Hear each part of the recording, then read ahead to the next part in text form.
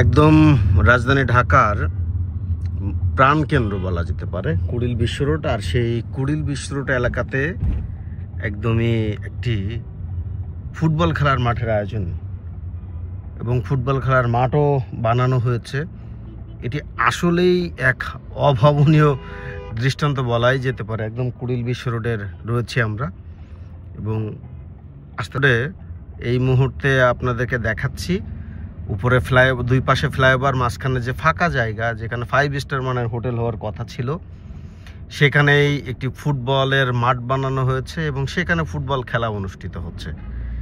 এটি আসলে অভাবনীয় এক দৃষ্টান্ত এবং এত সুন্দর লাগছে যেটি আসলে বলে হয়তো বোঝাতে পারবো না, যে রাজধানীর মধ্যেও কিন্তু এখানে ফুটবল খেলার আয়োজন।